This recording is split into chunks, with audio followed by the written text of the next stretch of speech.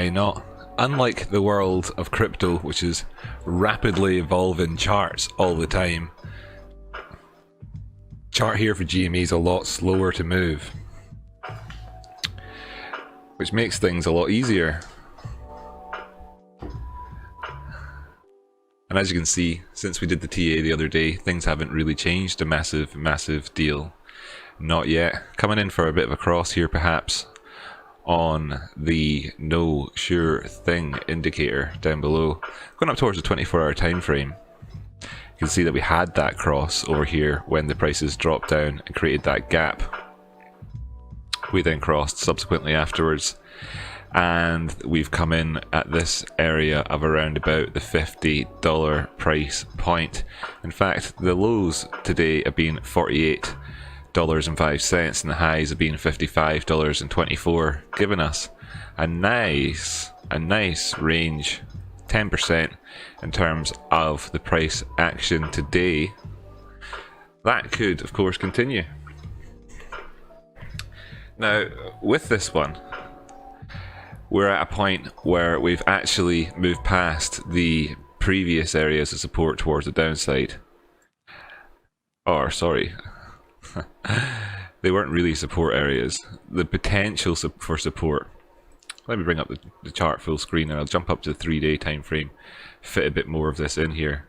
Gone down past this previous area which was a high before, and now we've arrived towards this area. I'm just going to put in another horizontal line here so you can see where the prices have been managing to, where the prices are first off trying to go past next. That green serrated line is the one I've just added. Zooming on into the price action, you can see that we are below both of those. That's below both of our previous peaks.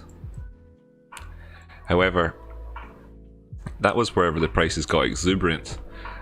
People were getting very excited towards the top here, and of course the FOMO dumb money comes in at the around the end point and of course loses out as profit taking then happens, and this captures liquidity for the larger accounts who are looking to actually offload their positions. And as you can see, the prices then drop back down the way here and then pop back up towards this second high, which then became this next high over here, and that's the high between April 11th and then the high again in November. And that's of course showing you that distribution from the larger accounts onto the smaller hands, smaller fish. Same thing happened over here, but by this stage the bigger accounts were just offloading the remnants of their positions onto the market, and they didn't actually decide to push it all the way back up. Or indeed, you know, if you're talking about offloading positions, it's kind of either or. I'm just using that as a phrase to get across that point. The you know, if they were taking on shorts which they didn't actually have, you know, cover for, naked shorts and whatnot, that was where that was happening at. Prices dropped on down again. So it is less about the fact that we're not at the peaks which we popped past, and more to do with the fact that we're in the guts and glory section here and finding the inverse perhaps of what we saw while this was going on in terms of the prices being pushed down the way again thereafter, and again here where the prices got pushed down again thereafter, with that never quite managing to make it up quite as high as we are just now. We're in that exact same area here and looking to try and find support, dropping back down to 24-hour time frame. You can see then over the last few days we've actually seen a degree of that happening. We had a doji candle here. Doji candles, by the way, for people, now I know those of you who trade stocks nowadays are kind of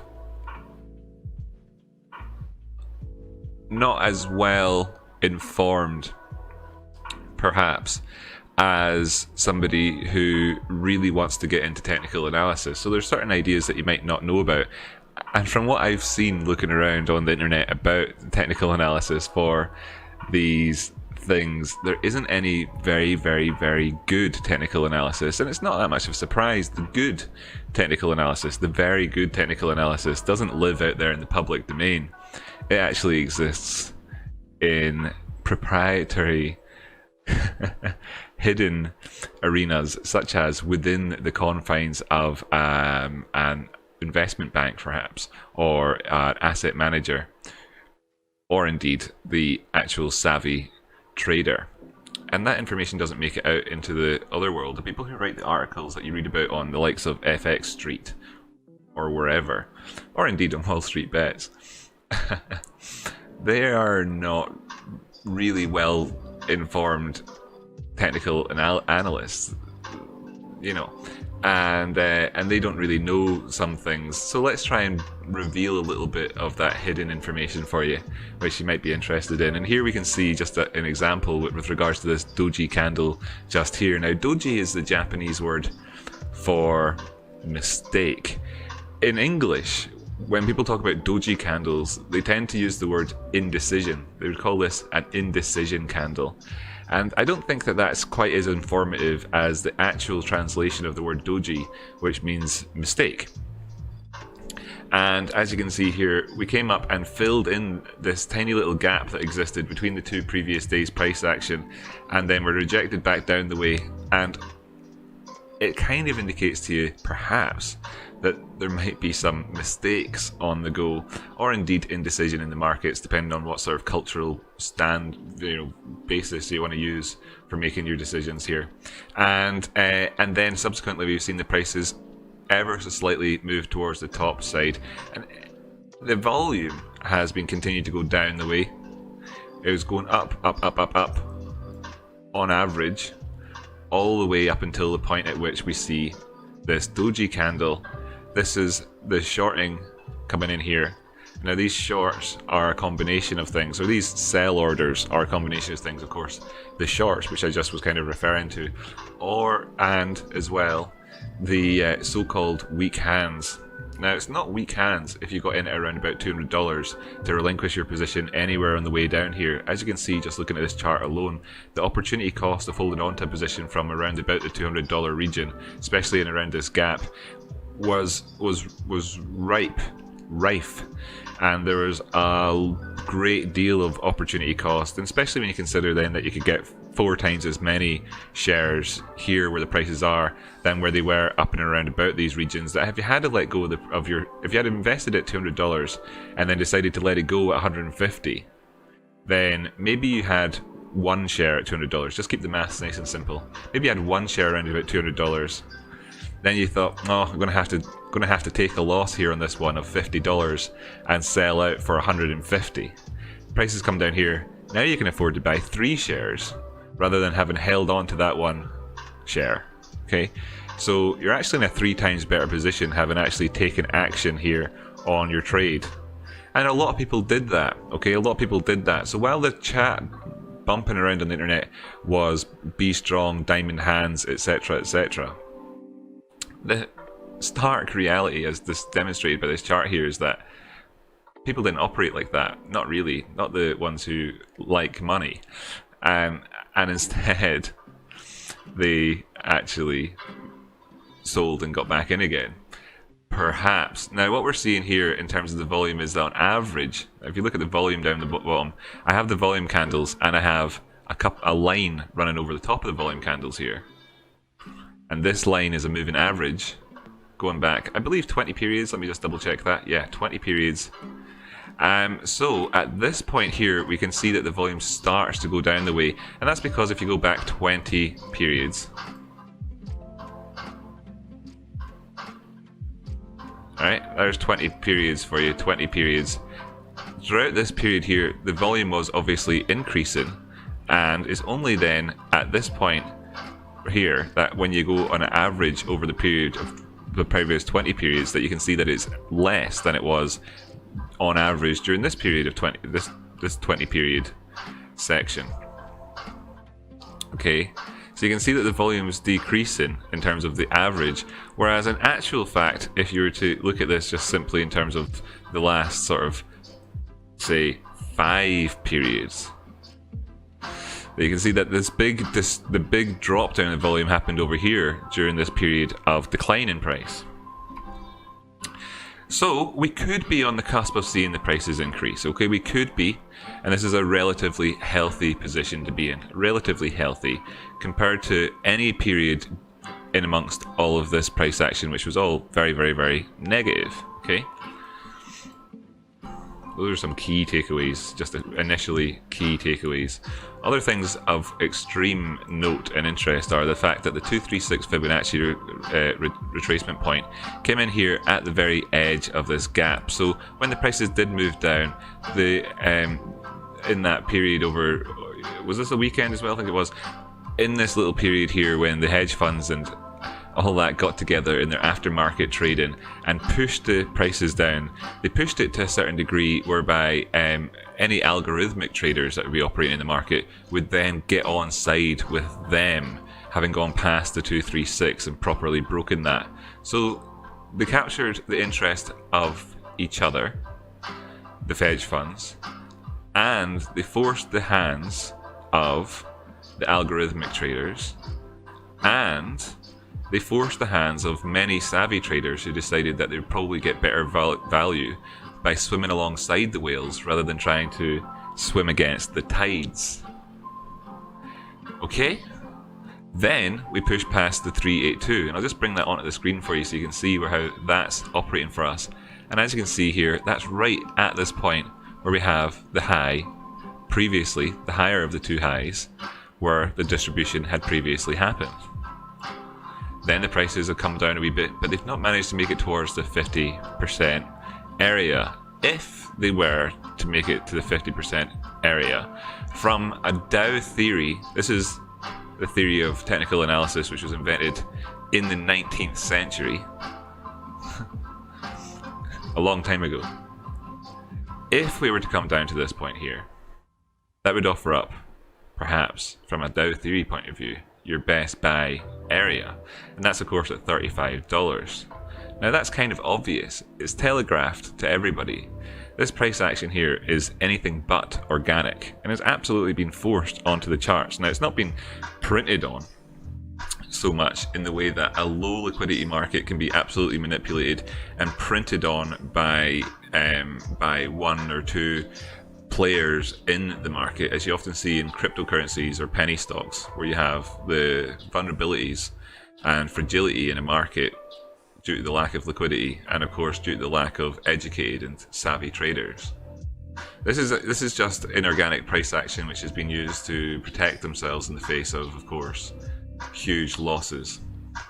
And it's a conspiratorial, it's a cartel style team effort by some people to push the prices to that point, as I said as well, co-opting the savvy trader along the way and the algorithmic traders who can see the writing on the wall and decided to get in there on that. Now we're finding a degree of support right in at this area. Let's mark it off so you can see it as we look over to the left to make a comparison as to where we've come. Let's make this red as well so you can see it a bit easier. Bum. Here we find that it was, of course, in this entire period just here. This is between the sort of 18th of January, or 18th of June, right up until the 5th of November. So no short-term period at all. This is a couple of months at least, where we found it was a resistance. Going back again, resistance, resistance, resistance, resistance, from the 9th of April. So this is from April 2014 all the way up until the 6th of November 2015, right? A year and a half more of price action where this was resistance, and it's now operating as support. So it's not exactly entirely an arbitrary point for which the prices could find support. This is an area where there would be a degree of liquidity, and that's precisely what's happened. So what we're relying on in terms of the long case scenario for this stock is for us to find the support here at an area where for a really long period of time it had previously operated as resistance. That's just classic technical analysis for you right there. Now, we might find this continues to boil off the way. I'm less interested in no sure thing indicator, perhaps in this instance, than I am in some others. We could get a signal very soon from the likes of the stochastics over here. Now, the stochastics, when they cross, as you can see here on the stochastic indicator up on the chart right now, when they cross, they've got really two destinations in mind. There are instances, as we can see here in the past, where we get sort of confusion as to the crossing happen and then crossing back again, etc. afterwards.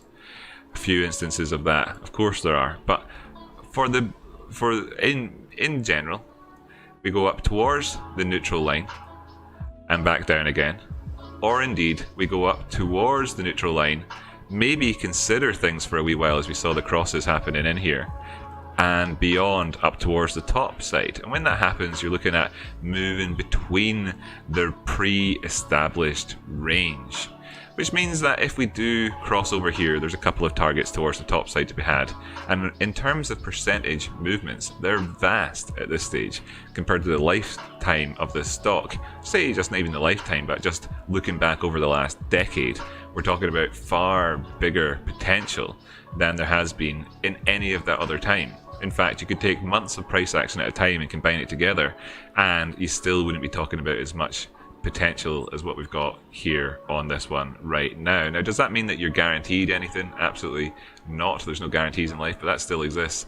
And if we go up towards the neutral line, maybe we'll find a degree of inflection at that point, and then maybe we'll carry on. Either way, there's pretty good opportunity to be had here in terms of risk management, because you can quite simply manage your risk in and around about this red line very simply, with a view to perhaps getting in at the next area thereafter, which is, as already been discussed, $35. If you were to take a long position from this area, call it around about the $45 mark, or indeed where we are right now in and around about the $52 mark. No idea why that was so extended towards the downside there in terms of the risk portion of this potential measured move, or not measured move, trade setup. You know, you're looking down, you're looking for instance, if you want to be a successful trader, having a 5-to-1 risk to reward ratio is extreme. But the next area really to be looking up to after the first initial one is miles away, looking at easily a 15-to-1 risk to reward ratio on a trade here. That's crazy stuff. And that's what I meant about this being much more potential than we've had in the longest time. However, if you want to be smart / sensible at things, and remember, I'm not a financial advisor and none of this is financial advice, then the clear easy move to be had with this one and a 5-to-1 risk to reward ratio is to be trading it in and around about this sort of idea right here. Taking this area out would be worth thinking about stopping out for. In fact, it would probably, you wouldn't even want to be in your trade at that stage.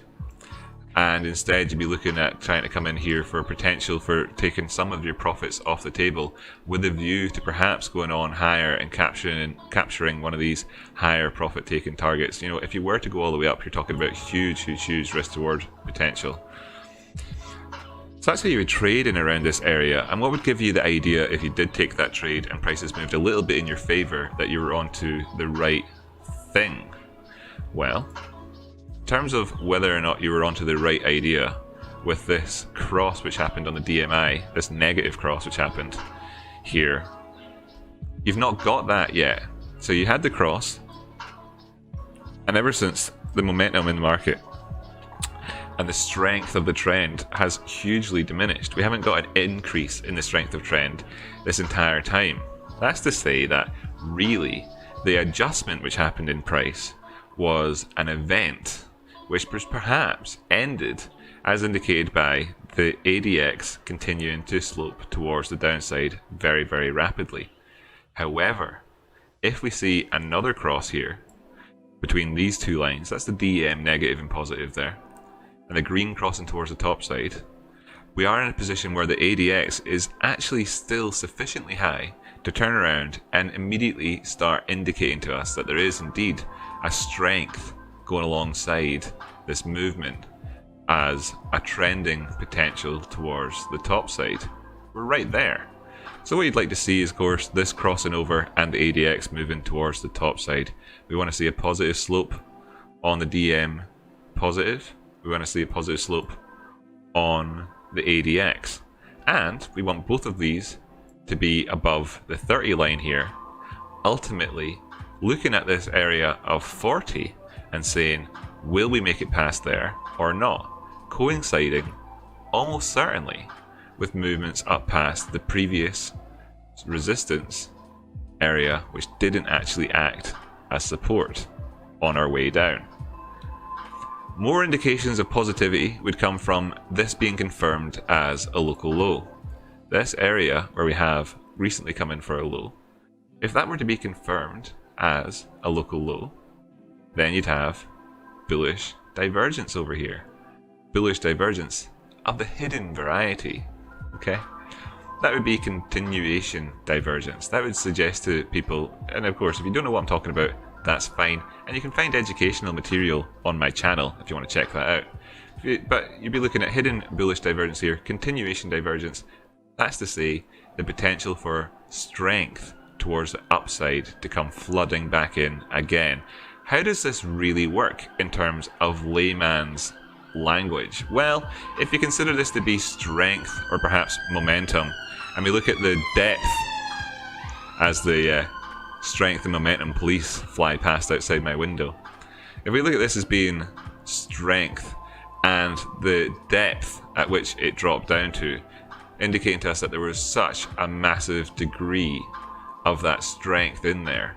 However, we didn't manage to take out our previous inflection point there. So we didn't actually manage to make it down to the 50% Fibonacci area, indeed the Dow retracement zone. Instead, we got caught at this red horizontal line, which is where we actually saw that 18-month to much longer period. I was just saying 18 months off the top of my head, but there was a lot longer where it actually operated as support and resistance, or resistance for us. And we found support at that line. That means that the negative momentum, the bullish momentum is the positive one, the bearish momentum, the negative one, actually failed to do its job. And it's used up a lot of its ammo. It doesn't have as much dry gunpowder left for another round of the same sort of price action. Okay, so what you're looking at there is an increase in potential for movements towards the top side based on the fact that the strength and of the downside movement has waned an awful lot.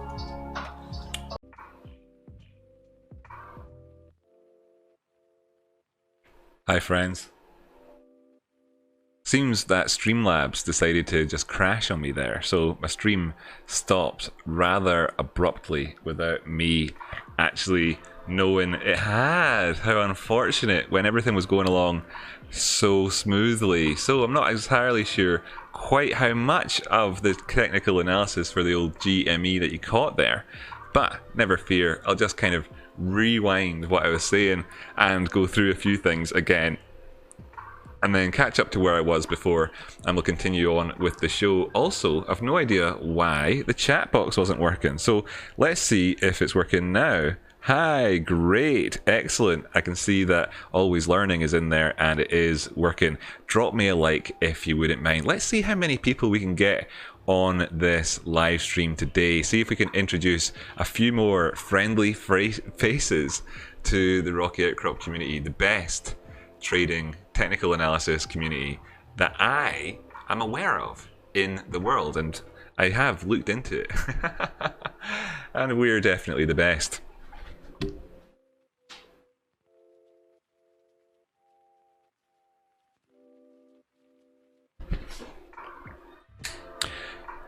So Shout out from Dale in Wales. That's it, Dale Francis. Thank you so much for giving me a shout out.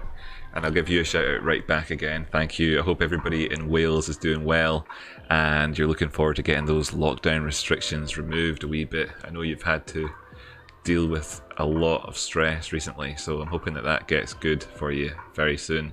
Already have, don't worry, we have a good amount of people here. Fantastic. We had a good amount of people before. Fantastic. Creole dropping the fire. Lovely to see you. Swisher V Baby, Sup Rocky, excellent.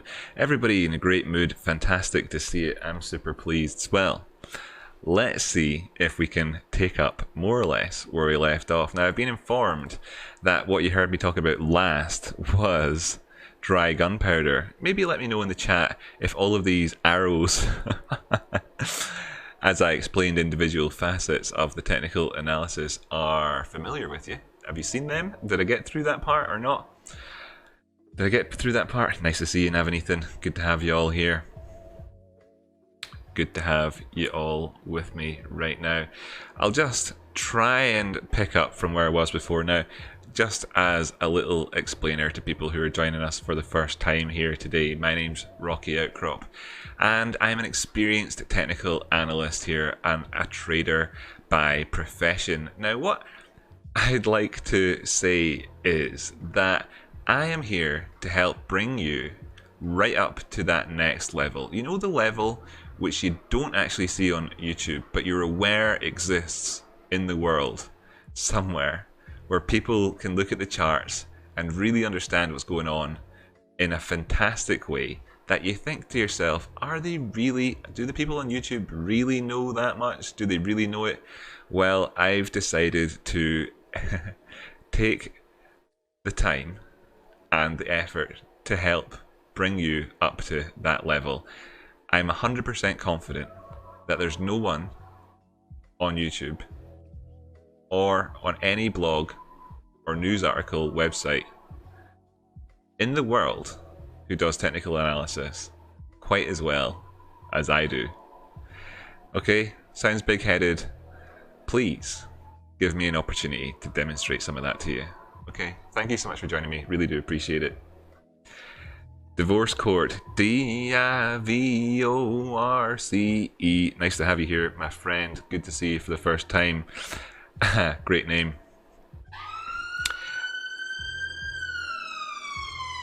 That's the 5-0 just flying by outside. Let me know that they're taking nice, good care of me. Okay. So, thank you everybody for joining me. Really, really do appreciate it. If you join here and you hit the like button, then it helps everybody else in YouTube land know that this is the place to be. I would love it if we could see a good number here today. And hopefully the stream keeps working and Streamlabs doesn't crash on me. Okay? This here should be quite helpful for you. Now, I don't know again, I don't know when I got cut off. And I'm not sure how much was explained before. If anybody that was watching along, had I made it through the MACD, had I explained anything on the DMI over here, had I explained anything on the stochastics, etc., let me know where I'd got to, if you can. And that's as far. If I've not gone back far enough, I'll try and catch up with it. Okay. But I'm going to just start off by bringing up the charts full screen and giving a quick summary for anybody who is just joining us and hasn't seen any of it so far. Prices went up. When they went up very, very fast. Parabolic, if you will. Caught a lot of people off guard. Prices then were manipulated back down the way in an inorganic movement. Nevertheless, it complies nicely with the rules that we're experienced with in technical analysis. Prices came down to this key area right here. Then they closed, I believe, for the weekend. Opened back up again. Or else it was just overnight. Who knows? I can't remember right now. What was the date there? 1st of February? Suppose I could work it out by looking at the old calendar. Yeah, so over this weekend, opened back up again. Down at this area right here. This yellow line is a 236 Fibonacci retracement point. When the prices went past that, it caught a lot of the algorithmic traders and co-opted them into the inorganic movement towards the downside. Also savvy traders We wanted to keep that gunpowder dry, cutting off their trade at the 200 or indeed the 150 area with a view to perhaps getting back in at one of the lower areas below. The implication for where the prices could go to was, at this point, 80% likely to go either at least as far as $66 and quite likely to go as far as $35 thereafter, down towards the Dow 50% retracement area. Think I just started to mention stochastics. Okay, thank you, Sehan. Thank you so much. Down to this 50% area. Now, what we actually see is that the prices never made it as far as that. Instead, where they found support was at this red serrated line here, where we actually see the prices came up and were resisted by numerous times in the past. A couple of times operated as support, but as well, if we go back, we can see this is the weekly time frame I'm bringing up just now. So in terms of the weekly, it's been a big chunk of time here, big chunk of time right at this point. Also resistance here, support, resistance, support again, and that's where the prices managed to actually find the liquidity and the desire to re-enter. Now, whether or not it was retail that did it at that point, or just savvy investors, professionals working from home, or indeed hedge funds themselves, is not for us to know. It is not for us to question why. It is for us to do and die, as the old soldier saying goes. So we'll just accept that. That's where they went to, and we found the support so far, putting us in a position where we could potentially see a turnaround in price. I think I explained the volume in the previous episode as well quite well. However, you can see that the volume has been diminishing throughout the most recent period in time, in the over the last period of the last 20 days or so. If you look back over the period of the last month, we've been decreasing in volume as this has been going down the way, indicating to us that there's less transactions actually changing hand. So what that means is that the price is changing by a big amount here, much bigger amounts than it actually was changing in those periods where we had large volume candles, for instance. Lots of big volume candles in it around about the last time we were at the 40s up to 50s zone. Much smaller candles over here bringing us down further. That is, of course, because there are buyers and sellers willing to buy and sell at a certain price. Now, I saw a video actually as well on YouTube yesterday, which tried to explain, and it was endorsed by somebody else as well. I saw a video which was being replayed by somebody else watching the video, trying to explain why the prices dropped down by saying that hedge funds had so much of shares to sell that they listed them at a certain price and others bought it at that price. And it was the most rudimentary and inaccurate explanation I've ever seen, and it was strange to see it endorsed by somebody else. Prices can change regardless of the amount of volume that's being traded on them. All it takes is for one fraction of a contract. If you're talking about fractional share basis, let's just talk about it in terms of one share. All it takes is for one share to be bought or sold for the price to change. That's it, okay? And the prices don't just flip to where the order book has a big stack of them on there. No. Prices need to be traded there to get there. But what you can see is that the volume, of course, is much, much lower than it was previously. And at this point here, we are seeing a little uptake in the volume over the last couple of days. Okay, looking at this here and seeing that 12th of February. Now, we are actually waiting for this to open it up again. The last trading on this was on the 12th of February. You can see the markets are closed. It's a holiday. It's President's Day. Happy President.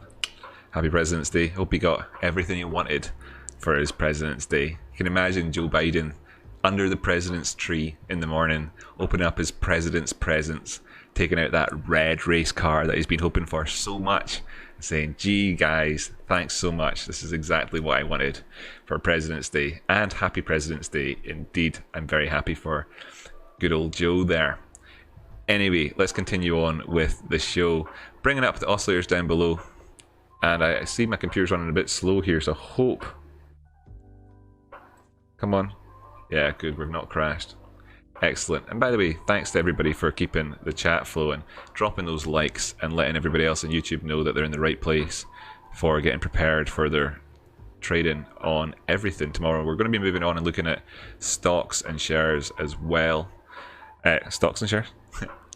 Crypto technical analysis here in the markets, which never stop, as well in a moment. Anyway, on the stochastics here, bringing this up, ideal outcome would be for us to see this crossover and move towards the top side. Going back and just giving everybody who's unfamiliar with this particular oscillator a quick look, activity like this is less usual, really, than activity like this.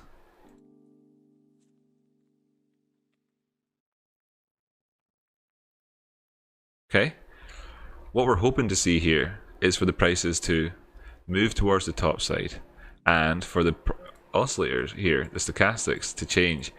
The indication that you would get from this is a couple of things. One, we can see that there is indeed a lower low over here, and this is in fact something which is called hidden bullish divergence.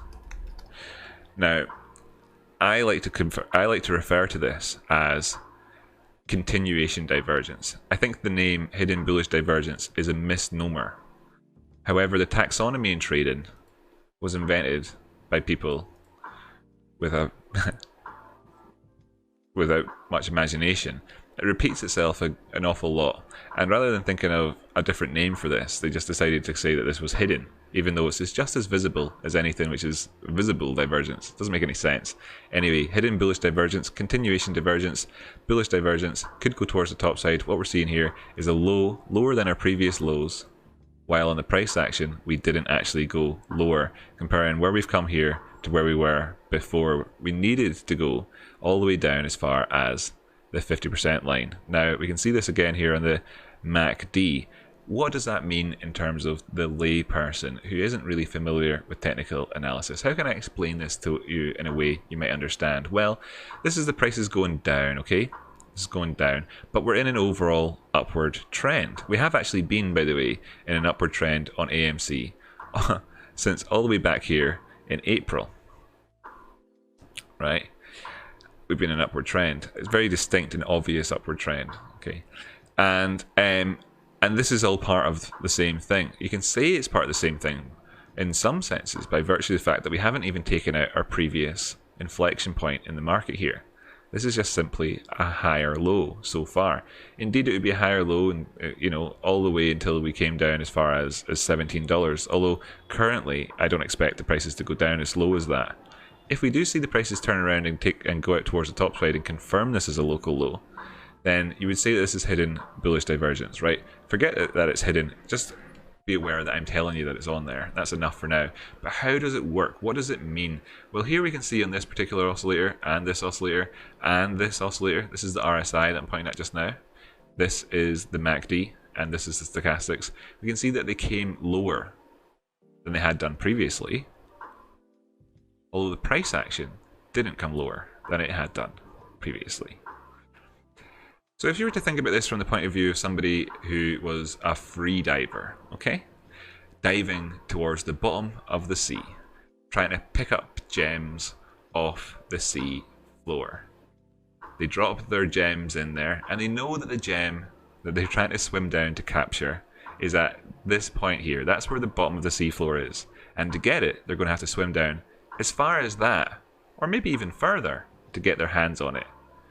They take a big deep breath in, fill their lungs right up with as much as they possibly can, and then swim down and down and down. As you can see here, swam all the way down. But did we manage to capture the gem? No, we didn't. In fact, we didn't get anywhere near it. We could see it at the bottom of the... We could see it. It was right there, If we had have been able to swim on just a bit more, then we would have done it, and it would have been fantastic. However, despite all this effort, which when we look at it is more effort than we put into any dive that we've ever done in the entire history of this thing. We've never dived down as far as we ever have ever before. Significant, right? We tried our cotton socks off. But we didn't get there. Then we have to come back up, take another breath, and consider to ourselves, will we try this again? Well, while there is always a chance, absolutely, that we will try it again, it's fair to say that we've used up an awful lot of that strength and that momentum that we had available to us in our attempt to get there already. And you can imagine if you were that person trying to do that free dive, how unhappy you would be about the prospect of having to try again to push past that point. You can imagine that, right? Well, that's hidden bullish divergence. It's a good sign for anybody who's thinking that maybe we'll just leave the diamond there or the gem and continue up at the surface of the water instead of trying it again. It's a pretty good sign for that, okay? That's called hidden bullish divergence. I think that's a decent enough way of understanding it. Now, we can see here on the RSI that there is hidden bullish divergence on all of these lows recently. Not just this most recent one, but compared to the previous one, and the previous one, and the previous one, blah, blah, blah. That all of these lows, going back to April, like I say, the uptrend started in April. Going back to April, all of the lows that have come in, no, sorry, speaking too slowly here, getting a bit confused. All of those here, I've not managed to take out the previous low, right? In terms of price action, and well, okay, this is convergent. It's not hidden bullish divergence, but you can see here that we've tried and tried and tried and tried and tried, and it's forming a line, a trend line. Yeah, I really regret sticking with that hidden bullish divergence chat when I'm looking at the RSI. It is on the stochastics and it is on the MACD, and I'll show you that again in a second. But I had a little faux pas there from me. That didn't actually happen in the previous episode, which, you know, I was unaware when I got cut off. Whatever. This is not the greatest TA in the world. Oh no, this is just a tribute. Ha, only kidding. This is the greatest. Okay. By the way, Veli Caraman, I will be looking at Tezos during this episode. No worries about that. Just not rushing around to it. Getting some of this old traditional stock stuff out of the way first. Giving everybody in traditional land a bit of the TA which they've been missing out on. They've never had anything anywhere near as good as any of this. It's not explained. By all means, go out there and take a look at stuff. I watched a video yesterday where somebody was saying that they were an expert. Far more of a TA guy, really, than anything else. And what they would do to do the TA is go onto one of these websites that's just got a really rubbish chart on it and look at the chart and say, one sentence about how it's gone down a bit, and that they think that they're technical, and they maybe mention support or something like that. Maybe. Anyway, it's not real TA. It wouldn't cut it. You wouldn't get hired anywhere to do TA if that was it. You wouldn't even get hired. Never mind would you keep your job. If you had your job, you'd be fired.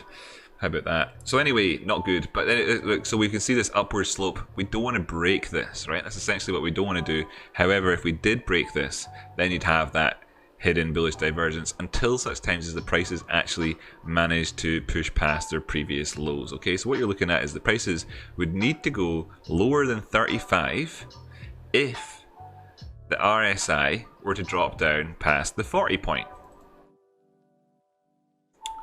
That'll do for an explanation on that one.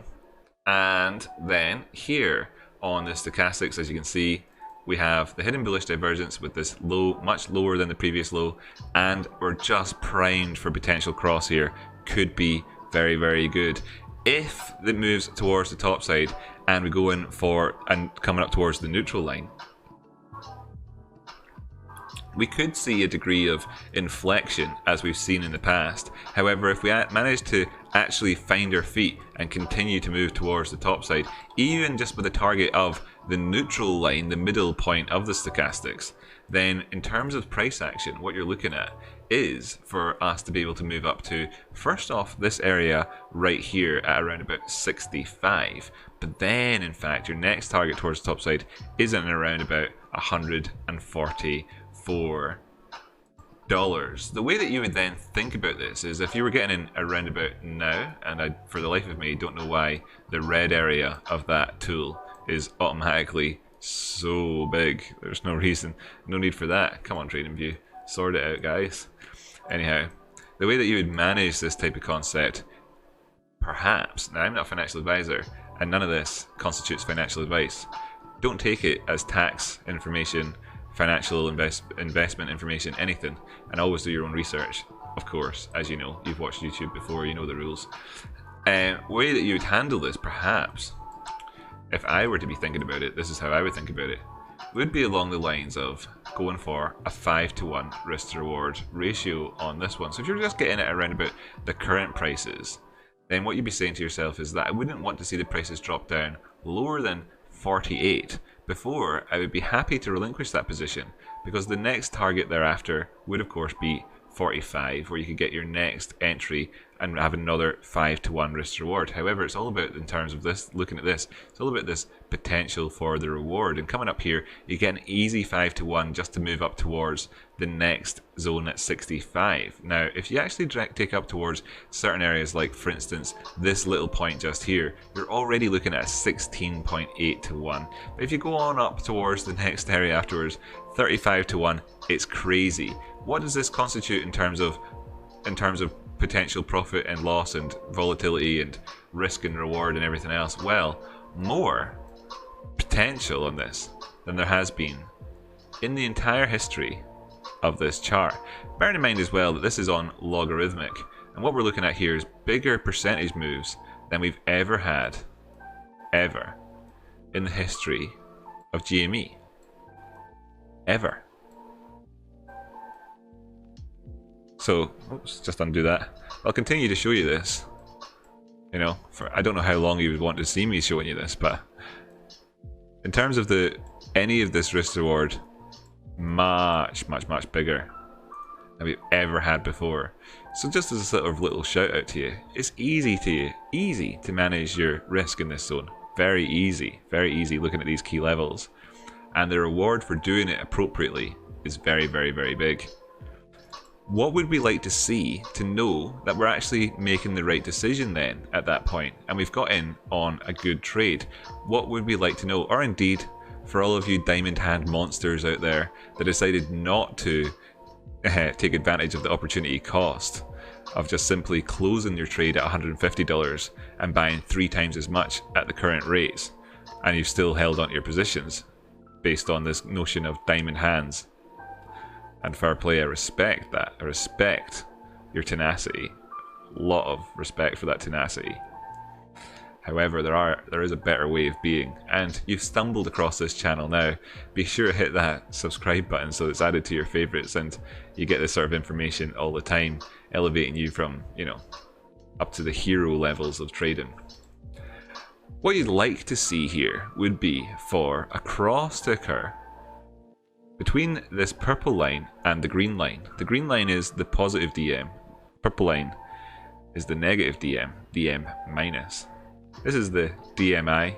It's the most useful and least understood indicator in the entire arena of trading. It is highly respected amongst professional traders, vastly understood by your average retailer. And I myself have only seen one person, that's right, one other person on YouTube who understands this thing so far. Actually it's 2 now, because TradeSpawn, my good friend, has started a YouTube channel. Nice one. Shout out to TradeSpawn. Check out his channel. Fantastic information if you're interested in GME right now. The only other one I'd recommend in terms of GME stocks is TradeSpawn. Great channel. Check him out. TradeSpotting. Anyhow, other than that guy, only one other person understands this thing on YouTube. Anyway, this is the DMI. What we want to see is a crossover. Now, what we have seen is the ADX line of this going towards the downside throughout the entire period at which we have had the negative price action. This was a cross on the DM, positive and negative, whilst the ADX was positioned up above 25 on here, 25 being a key area for the ADX line. And it's just been going down, but it remains above 30 here, as I drew in an arrow earlier on.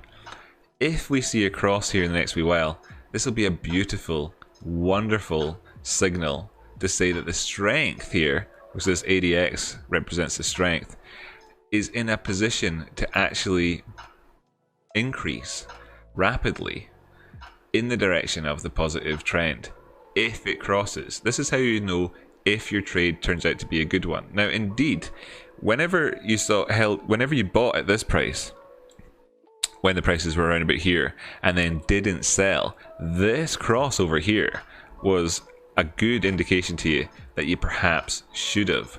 Bringing up the price action and pointing out that the 9th of February was the prices were up here.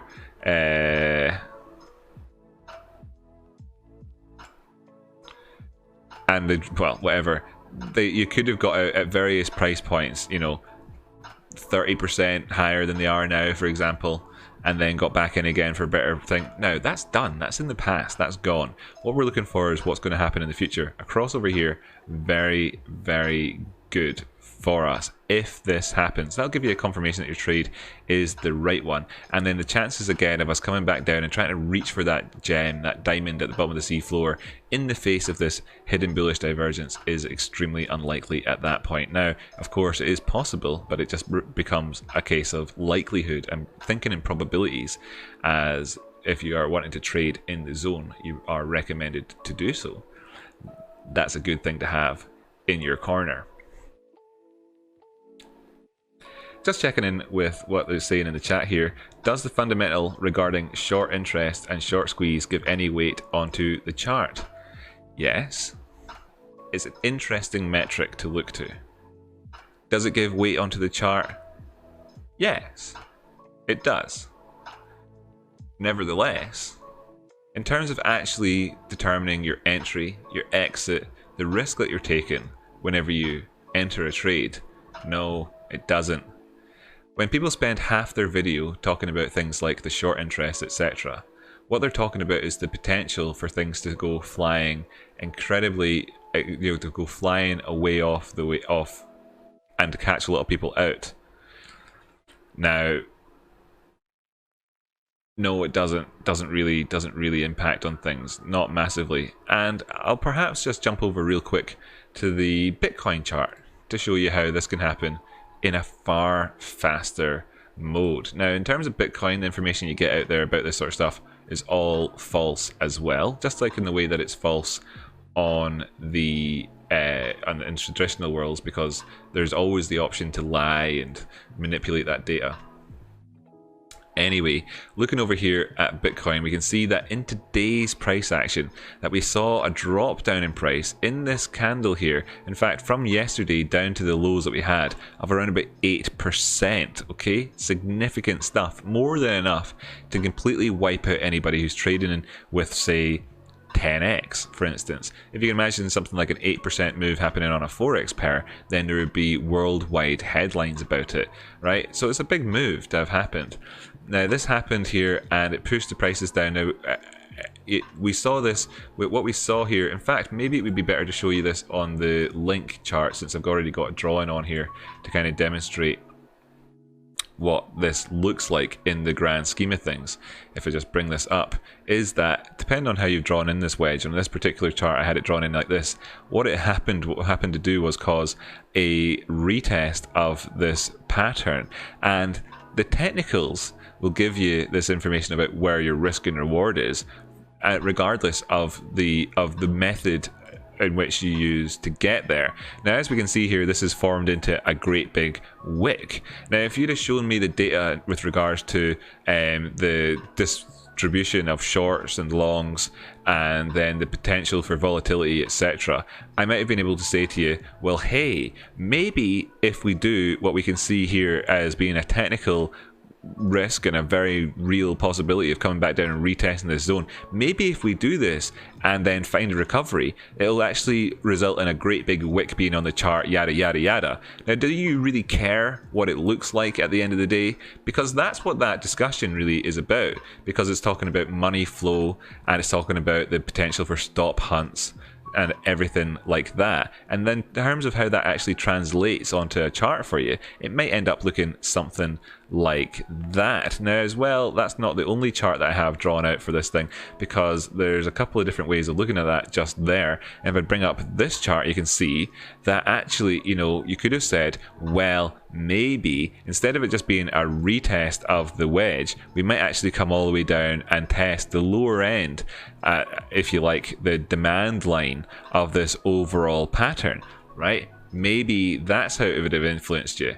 Now, from a theoretical basis, it's information, and from a utility basis, of course, you know, about how you could employ that information, it is useful. It's interesting, and of course, it justifies having got into a position and as a way to make moves which could be far greater risk and reward for you, and as well to then revert back to the GME charts. And I'll be moving on to talk about crypto soon. Just going to do AMC, I think, first, probably.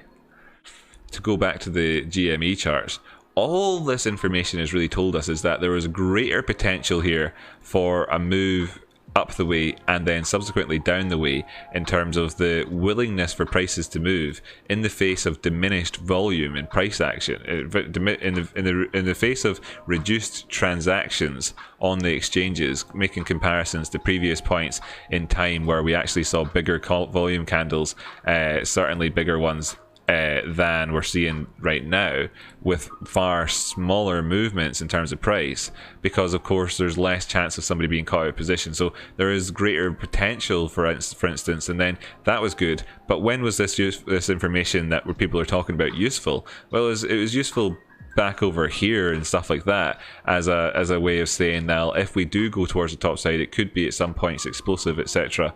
And then we've seen as well that there's the inverse of that relationship, showing you that it takes like less transactional value in order to push it back down the way. So in terms of real on the ground utility, it's not exceptionally useful. However, it's good to know, and it can inform you. Rocky, you are recording these right, so I can watch them over another 10 times to understand. Lol, that's a question, I guess. I'm going to make this into little clips, but they will be available on the YouTube channel, and absolutely you can watch them back as many times as you like.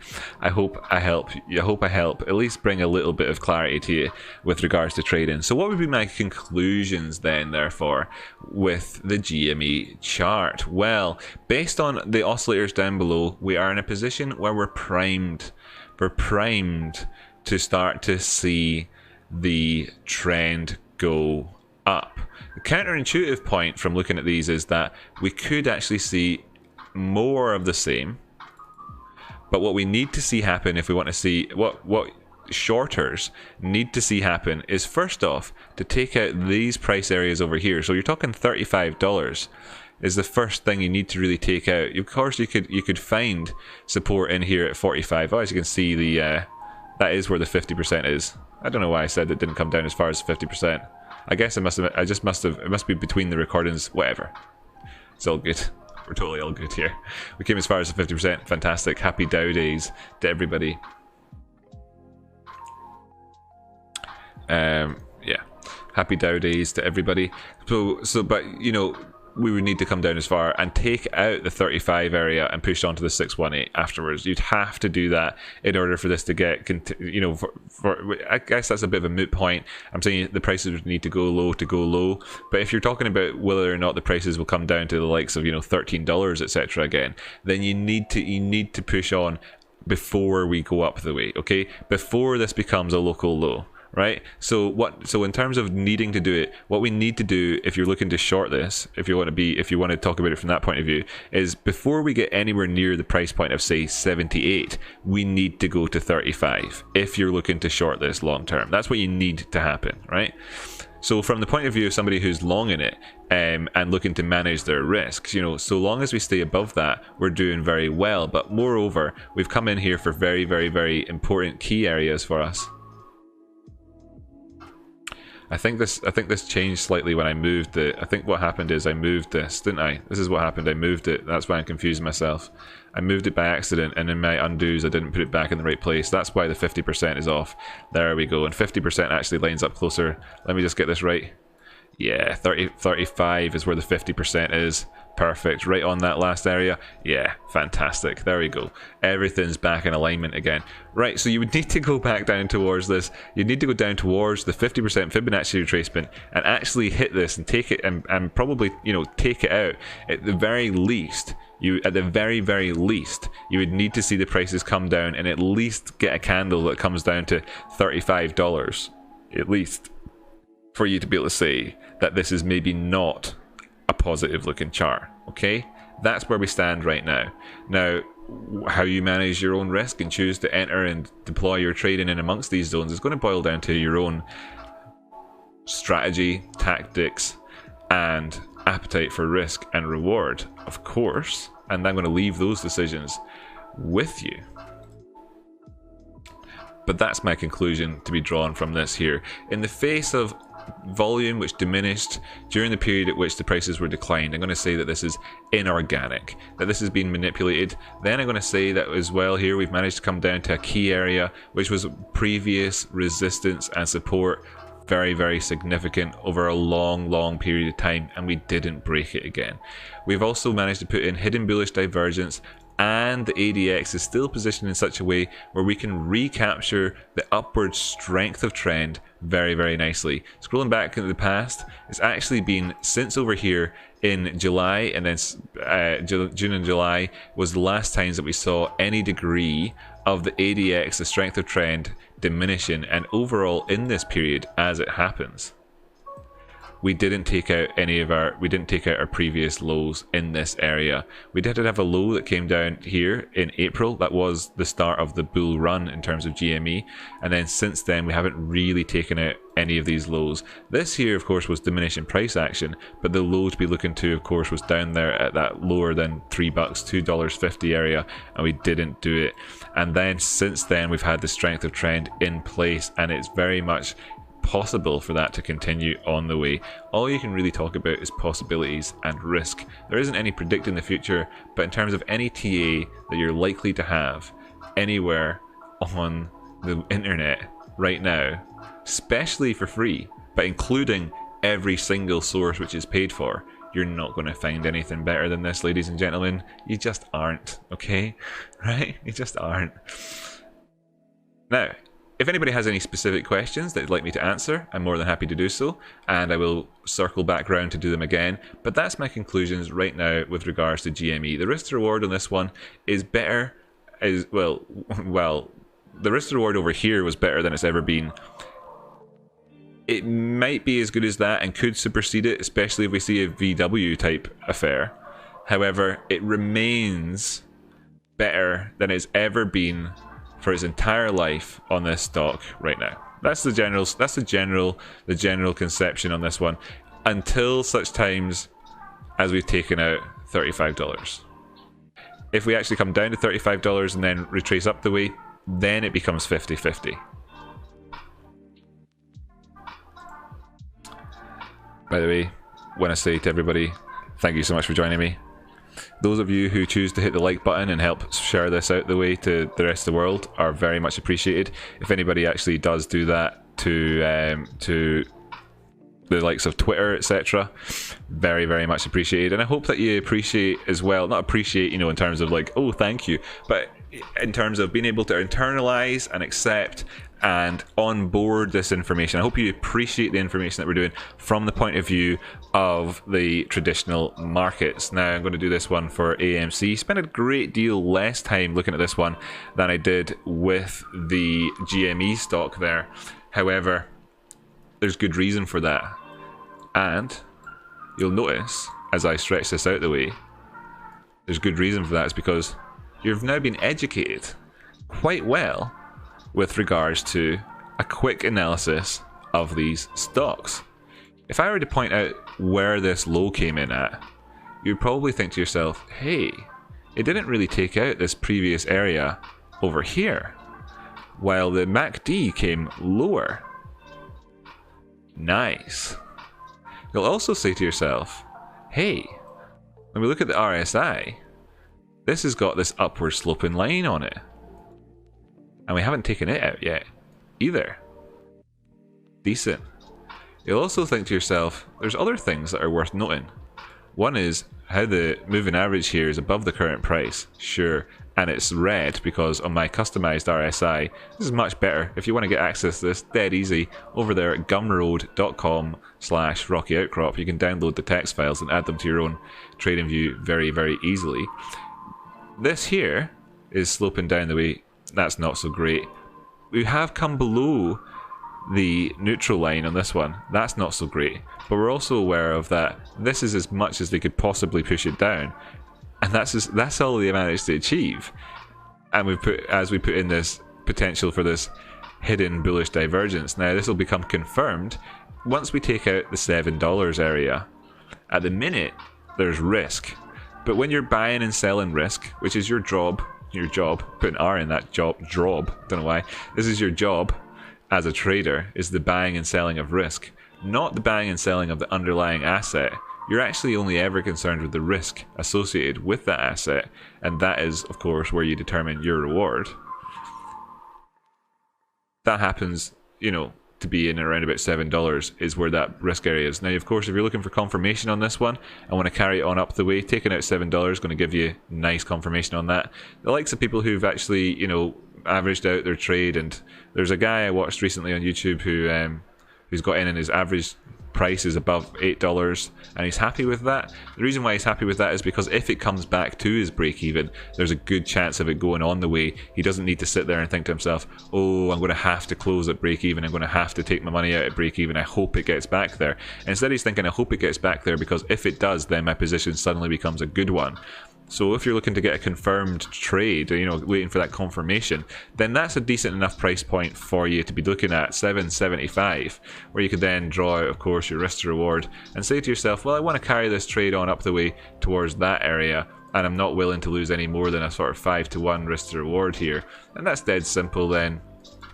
You'd be looking at something along these sorts of lines after. But where you are right now, of course, is in that higher risk, higher reward section where you've got two potential targets, of course, initially up at that $7 area, which of course is a 50% increase up towards $8, 50% increase from where we are right now. Very, very, very, very, very good. Better than really anybody ever looks for in terms of a trade. But then, of course, as well, what you have is the potential to go up towards $12 thereafter, fill in this gap, and you're still sat in the region of really low risk, relatively low risk trading, thanks to the increase in volatility that we've seen during this period over here. That's the same thing as the GME chart, ties together fairly nicely. But what's different to the GME chart is this. We have a cross here. That's what, we don't have a cross, sorry. We have the rejection of a cross. It looked like we had a cross.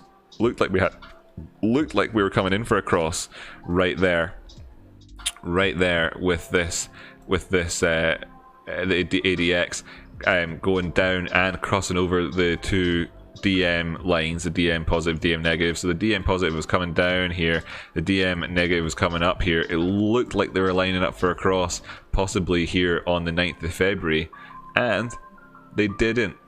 At the same time, we put in that divergence. The strength of trend has diminished. Sure, it has. We see it's below 25, however, it remains above 20. So we're actually really prime position again to get this to go up and continue on with the upward strength and momentum. That's where you want to be right now if you're looking for a low risk to reward trade. Now, what you do also have to bear in mind is a couple of little things. You might get on a stop hunt that drops us down towards filling in this gap officially. Now, we've done kind of a pretty close to filling it in effort here, and let's call it good enough in terms of this one. It was mere pennies away from it. So we can say that in terms of the psychology behind it, that it's mostly being accounted for.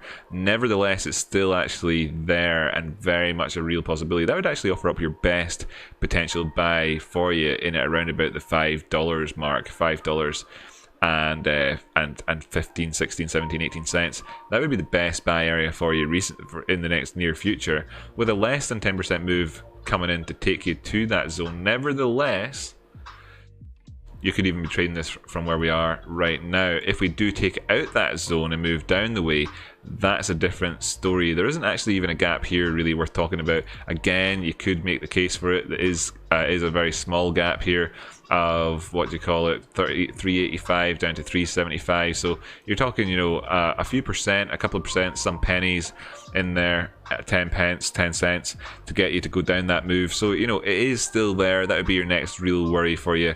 I wouldn't hold on to trades past that point. That would be, of course, my Alamo for them in terms of the recent movement. But we're right there positioned nicely to get that cross. Likewise with the stochastics, and looking at this one, you can see, of course, you don't want this to happen, but we could move up. Now, we don't have hidden bullish divergence on the stochastics here like we did on GME. Don't have that here. Okay, we do have it on the MACD. The stochastics is not the most reliable of divergence indicators, but there is something to be said for how this is an overall oscillating market. And in terms of the upside, therefore, in these last highs, did we have visible divergence? Visible divergence is stronger, if you like, than the hidden stuff. What's the difference? Well, for people who want a wee quick lesson, visible divergence is when you look with the direction of the trend at the highs and the lows, right? At the highs, if it's up, or at the lows, if it's a downtrend, with the direction of trend. So if its trend is up, you look at the highs. If the trend is down, you look at the lows. That makes it visible. The hidden stuff is you look in the direction of the trend and you're looking at the lows in the uptrend. Why they call it hidden and visible is beyond me, but there you go. And in terms of this here, we're seeing that it's convergent with the highs with regards to our previous highs. However, let's also see that this market isn't strongly trending like GME has been since last April. It hasn't got a 10-month long bull trend on the go. It doesn't. Why? Well, it's, you know, more affected by the world pandemic than other things are. However, this makes it ripe for looking at the stochastics, which is better in an oscillating market. And we can see that we're just in line for potentially for a turnaround at a point where we, you know, we'd be coming in with hidden bullish divergence on the MACD, and then we could rise towards the top side thereafter that. We also have the cross here. Whoops. We also have the cross here on the no sure thing. Not ideal. Not ideal. Obviously, this is as big as it's ever been in the history of what we have here since 2014. So, you know, this is talking about markets which could potentially be explosive, really, if we're to see this turn around and go towards the top side. And we know that anyway, because in terms of percentage moves, you know, you're talking about 250% move to get up towards the tops of where we are recently. That's going to really do for the AMC technical analysis, you know, because more or less you can draw all of your conclusions from what we said about the GME stuff. It actually helps you with the AMC stuff, because what we're talking about here is principles of technical analysis and applying them to charts, and of course there's overlap there.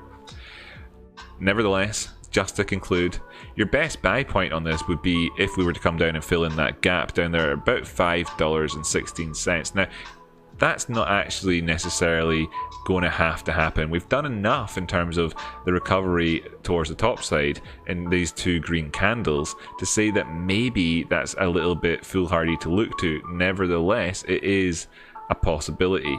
If we're looking up the way though in terms of risk to reward, then we've got a huge chunks of risk to reward, and it actually does cover off the ability, you know, you have the ability to actually account for this gap fill and at the same time look at a decent risk to reward ratio. And if you're taking this up towards the top side, then it's way beyond 5 to 1. Depends on your own particular appetite for risk and reward, etc., of course, and how your own strategies are with regards to trading it. But there's potential here based on the hidden bullish divergence for us to get a nice turnaround. Likewise, when we saw here that it took this much volume to push the prices up and significantly less volume to bring the prices back down again here as well. Well, it doesn't take the big volume to make it happen. It just takes a couple of contracts being traded at a couple of different prices, one contract, one issue of that stock, and you have changed the entire market cap of the whole stock price. The whole basis of every individual stock is changed, not by having had to have sold or bought a commensurate amount of them on the markets, but simply one transaction is enough to change the entire value of a stock, and that is all it takes. And they didn't actually manage to push it down past their significant key areas. They resulted in putting in hidden bullish divergence. If we see rises towards the top side, therefore, if you want to wait and be confirmed and actually cut out all of the risk to focus as much as you possibly can on reward, then the best entries for you are going to come in around about the $7.50 area. If we can take that out, $7.75, regardless if you're about the risk and reward here, which I suspect you probably are, then there's plenty to be had, which is good stuff. Now, I'm not a financial advisor, none of this is financial advice. What we also wanted to take a look at today was a cannabis stock called Tilray. If you want to have the ticker for it, is TLRY. It's traded on NASDAQ because, of course, cannabis is another form of technology. Lols. And this is a nice clean chart. So what we can do is take the principles of what we discussed in the previous two stocks and apply them to this one and see what we're looking at. By the way, Tony, fantastic to see you here. Cool. I was supposed to be doing a live chat today, but Rocky's live came on, so we're here instead. Sorry, Tony. Hate to steal the thunder. It's fantastic to have you here. And in fact, if any of you want to, you can maybe even join me on the live stream. How about that? We could bring on audio from other people if they want to get involved. Anyway, here we are, all happy families, everybody having a good time. Let's see if we can take some of the lessons that we just applied in the other charts and put them on here. And this is going to be good for people who want to look at the likes of Fibonacci retracements. But maybe before we do that, I should show you the Fibonacci idea here that we have on the go with AMC just real quick, just so you can see just from in terms of the low, which is in there, and the high, and how far we've come down. Well, we pushed past the 50%. We haven't managed to make it down as far as the 618, coming down as far as this big risky area, obviously for us. That would be the ideal under normal circumstances point to get in at for a long. If you're looking for the continuation of this towards the top side, that would be ideal. But you know, we have to wait and see. I'm talking about managing your risk. If you were to be and reward, I would say that you'd probably have stopped out in that. If it did come down to these prices, it'd probably be wise. Now, I'm not a financial advisor, none of this financial advice, and that's exaggerated in terms of the movement, but it would be, if the prices come down the way here, then what you'd be looking to is trying to get back in when they've turned around, as opposed to catching a knife, okay? But anyway, let's go and take a look at Tilray and do the full TA on that one. That combines the knowledge that we learned in the previous episodes. Jumping up to the weekly chart and drawing in this from the highs to the low, a Fibonacci retracement coming in here. I'm going to just use the magnet tool to help me for this one because I don't want to have to try too hard to find our points specifically. So that was useful, and we can see here that the highs that we've got so far and where we saw the turnaround at was indeed at the 618. There we go, the 618. And just to then put that previous bit of chat into context, jumping down to the 4 hour time frame, that if you're looking to short this, just like I said on AMC, if you're looking to long it from the 618, the wise thing to do would be to wait for it to come back through it again. As you can see here, that this is precisely how this functioned in at the 618 in terms of the highs. Does this signal to me that we've got a fantastic opportunity for a long right now? No, not necessarily. What it signals to me is that the profit taken from the fantastic opportunity for a long has occurred in this area, and what we're looking for now is to try and get in on a trend. Let's take a look at how we actually got up here. Can there be anything to be learned from this structure that we're in right now, and is it maybe worth taking a look at this, at the most recent rise up from the lows here in terms of Fibonacci as well, to put things into context in terms of where we come from so far with our pullback? Well, maybe. So let's just do it real quick since it doesn't take any real effort at all. Down past the 236, of course, come down to 382, haven't taken that out quite yet. That would probably offer up your decentest buy area for you.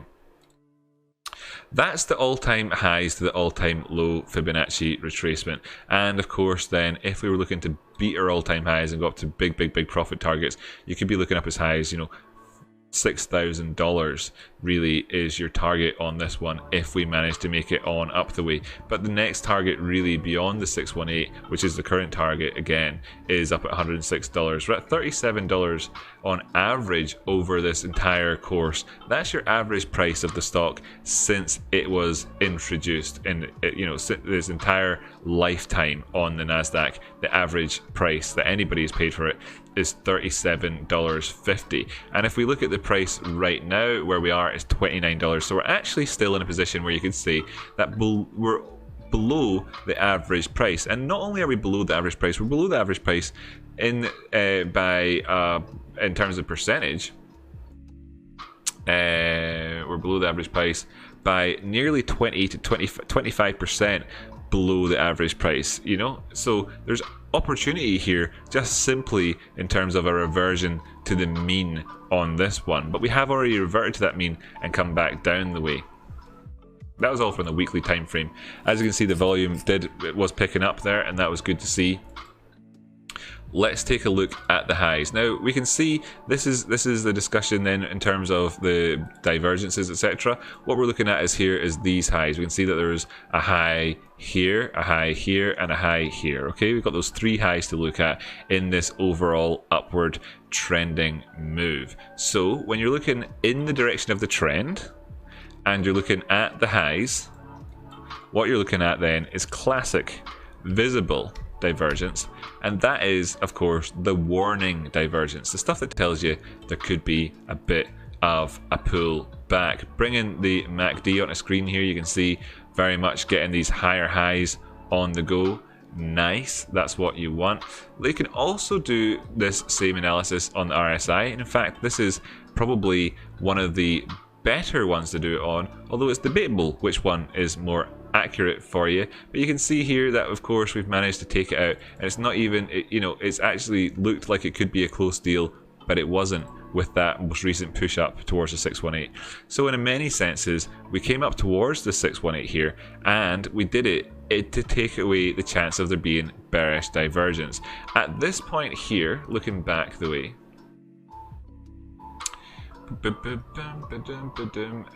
looking back the way here to when the prices were coming up at this point here in the past, when prices came up and they were putting in this high, which is higher than the previous highs, we can see that the RSI was of course lower than it had been in the past. We can see that the MACD was of course lower than it had been in the past, and at that point you're saying, oh dear, this could be some of that visible warning reversal divergence for us. We would need to see something happen here to prevent it. So what you'd have said then is we need to see the prices go up towards the 618 at the least, really probably, to be able to burn off this divergence. And not only did it exist on the RSI, it's here on the DMI and the stochastics at this stage, and indeed the no sure thing indicator too. Okay, so then what actually ended up happening is precisely that, and then we've seen a pullback since, and we've managed to come in here and find support at the next Fibonacci level down and around about our previous highs as well. Fantastic, perfectly positioned in terms of trend following to continue trending this towards the top side. That's pretty good. Okay, so like I said there, now we're in a position where we want to see if we can follow a trend, and so far things are looking pretty good. What happens then if we see the prices go up? Well, let me bring the price action up full screen again, and then introduce that concept of hidden divergence. Is there any of that on the go? So just like the visible stuff, this is just as visible. Let's call this continuation divergence rather than hidden divergence, because in terms of the biggest difference between them, it isn't that one is visible and one is hidden. That's not the difference. The difference is that visible, so-called visible divergence, which is when you're looking in the direction of the trend at the peaks if it's an uptrend, or the troughs if it's a low trend, what you're looking for is warning signs that maybe you get a reversal. We don't have those at the minute in terms of this trend.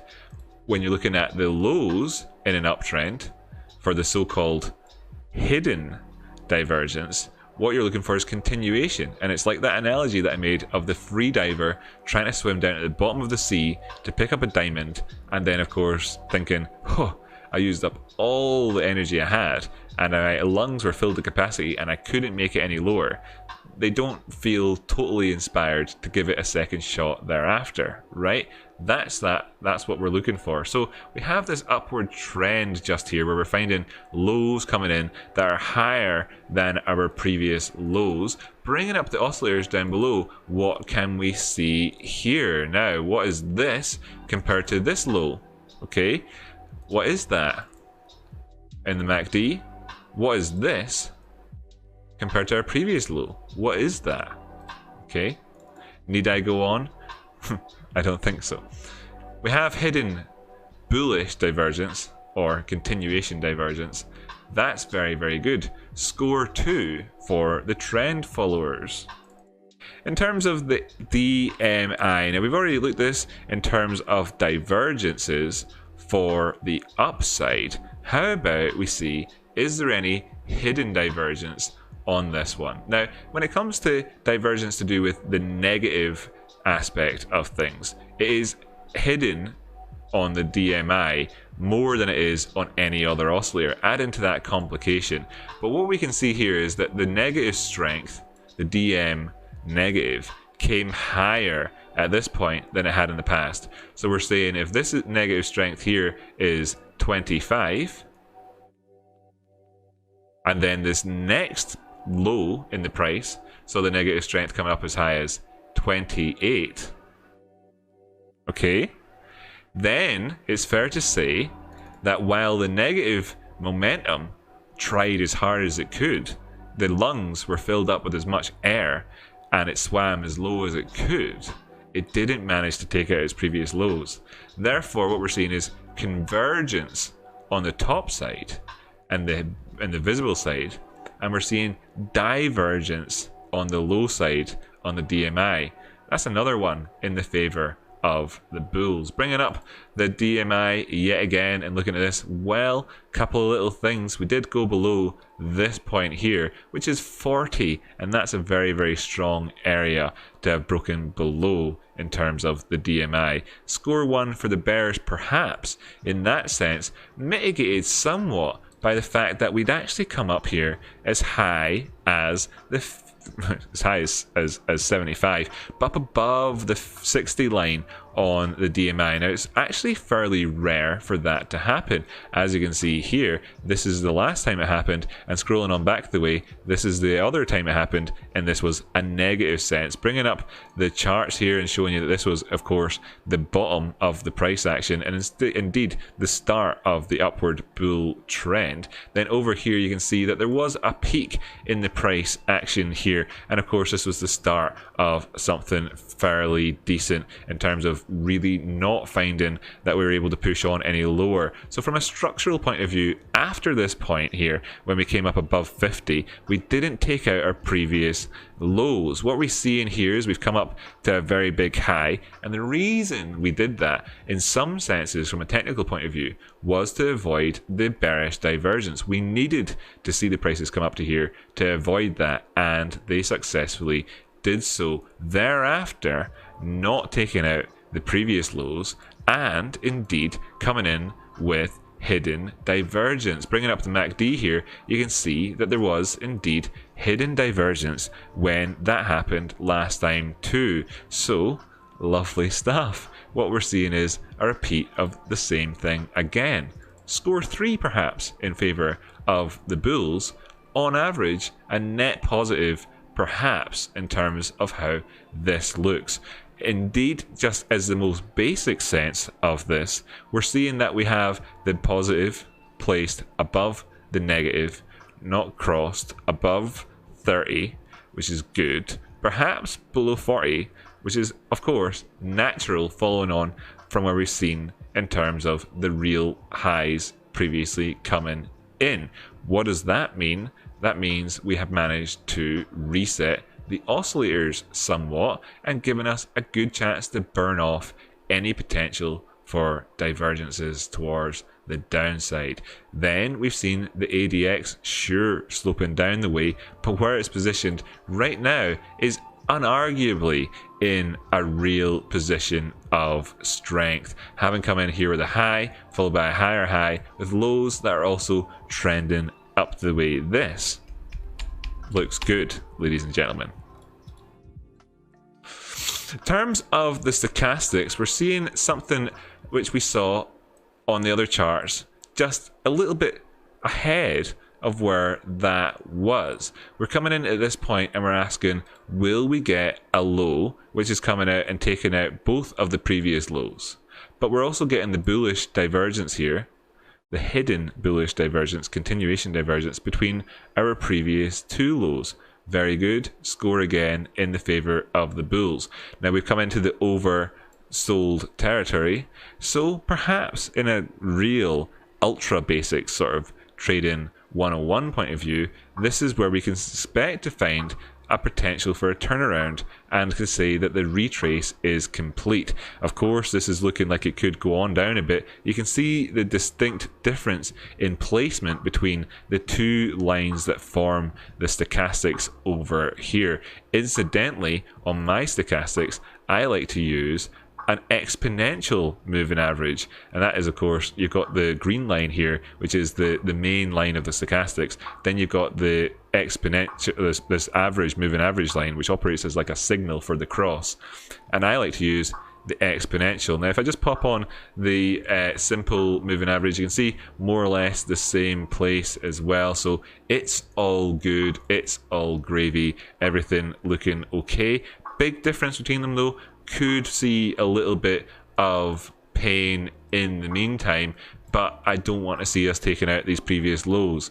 It would be nice if we could see a turnaround there. Now if we did see a turnaround there, then of course the average will catch up with where this was and give us a tasty cross, and it could look quite explosive at the time. Now again as well, what we're seeing here is that we don't have divergence between the highs on the no sure thing indicator, and the last time there was a cross it was back over here and it's going towards the top side ever since. Now if we do get a cross, it's going to be a cross in a high position, so I'd be wary, and at this stage then it becomes important to consider risk management, because we're not talking about some explosive trade based off the back of trying to exploit people who are underwater in shorts and then rely on that, leading to increased potential of volatility, and then thereafter do the charting to then see where things could go.